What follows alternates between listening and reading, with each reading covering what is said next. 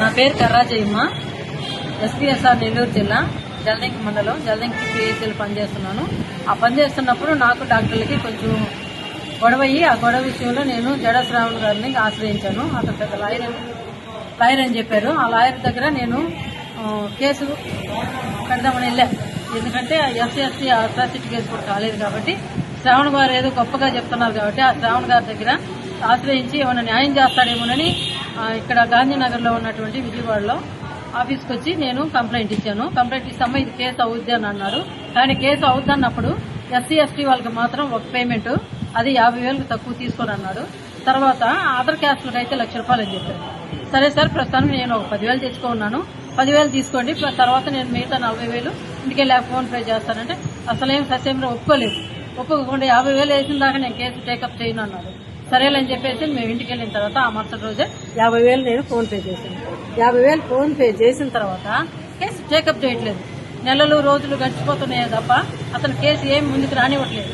అసలు ఎందుకు ఏం జరుగుతుందో, డిలేట్ ఎందుకు జరుగుతుందని నా ఆతృత మీద నేను మళ్ళా విజయవాడ గాంధీనగర్కి వచ్చి ఆయన ఆఫీసులో కలిసి మళ్ళీ మాట్లాడితే ఇది కేసు ఇదిగమ్మా అవుతుందని చెప్పి ల్యాప్టాప్ అట్లా మా వైపు అటు తిప్పినట్టు చూపిస్తారండి, మళ్ళీ అటు తిప్పుకుంటాడు. అది మాకేం అర్థమైందండి, మామూలు సామాజికంగా ఉండేవాళ్ళమి. అది లాయర్లకైతే అర్థమైంది కానీ మాకే అర్థం కాదు కదా. అందుకని సార్ ఏమైంది, మీ గురించి చాలా గొప్పగా విని మీ దగ్గర కేసు ఇస్తే ఇట్లా డిలేట్ చేస్తున్నారు, ఏంటి సార్ పరిస్థితి అని చెప్పాను. కానీ అతను ఏమీ టేకప్ చేయలేదు. నేను ఇచ్చిన ఫార్మేట్ మొత్తం ఇదిగో ఇట్లా పలానా వచ్చి కేసు పెట్టిందని మళ్ళీ డాక్టర్లకి ఇంటిమేషన్ తెలియజేసి అతను వాళ్ళతో కుమ్మక్కైపోయి నా కేసు డిలేట్ చేశారు. సార్ నేను కేసు మాట్లాడుతున్నాను కదా, 50,000 ఇచ్చాను కదా, 50,000 ఇచ్చినప్పుడు నా కేసు టేకప్ చేయకుండా నన్ను ఎందుకు ఇబ్బంది పెడుతున్నారు సార్ అని చెప్పానంటే, లేదు మళ్ళీ నాకు ₹1,00,000 ఇస్తే కనుక నేను టేకప్ చేస్తానన్నారు. మళ్ళీ ₹1,00,000 తీసుకున్నారండి. ₹1,00,000 తీసుకొని సరే టేకప్ చేస్తానన్నారు. కానీ మళ్ళీ నెలలు జరుగుతూనే ఉన్నాయి. ప్రతి నెల నేను నా భర్త వస్తూనే కేసు విషయం అడుగుతూనే ఉన్నాను. కానీ శ్రావణ్ గారు ఏమి సమాధానం ఇవ్వట్లేదు. ఆ కేసు విషయం అయితే అసలు రావుతుంటున్నారు. నా దగ్గర డబ్బులు తీసుకొని 50,000 ఫోన్ పే చేసుకుని ₹1,00,000 డబ్బులు తీసుకొని నా కేసు టేకప్ చేయనని డాక్టర్లతో కుమ్మక్క అయిపోతే నాకు ఎంత బాధగా ఉంటుందండి.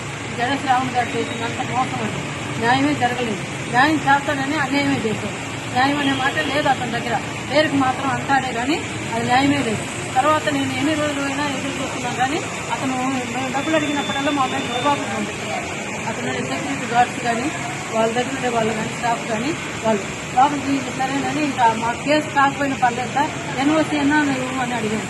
ఎన్ఓసీ కానీ మేము పోతే ఆ రోజు నేను నా భర్త మా సిస్టర్ సలేం అనే అమ్మాయి మేము ముగ్గురం వచ్చాము. ముగ్గురం వచ్చిన తర్వాత మాతోటే అసభ్యకరంగా మాట్లాడుతూ అతను మీకు ఏంటంటే నేను టేకప్ చేసేది చేయను, మీ వల్ల కాదు, నేను చేయనని చెప్పేసి అసభ్యంగా మాట్లాడుతూ నన్ను 2 మీద చేయబెట్టి తోసేసి మీ దిక్కున్న తోటి చెప్పుకోండి, నేను మిమ్మల్ని అది చేయిస్తానని చెప్పేసి తన అనుచరులతో చెప్పించి మమ్మల్ని బెదిరించారండి రూమ్ వేసి. తర్వాత మేము ఎట్టగా ఎలాగో బయటకు తప్పించుకొని పారిపోయి వచ్చామండి ప్రాణహాని.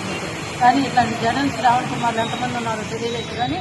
కానీ ఎస్సీ ఎస్టీ వాళ్ళకి మాత్రం పేరు గొప్ప అభివృద్ధి పడినట్టుగా అసలు కేసులు టేకప్ చేయకుండా అలాంటి వాళ్ళని ఎంతమందినో మోసం చేస్తూ డబ్బులు ఆర్జిస్తూ పైగా కేసులు తీసుకోకుండా చేస్తున్నాడండి.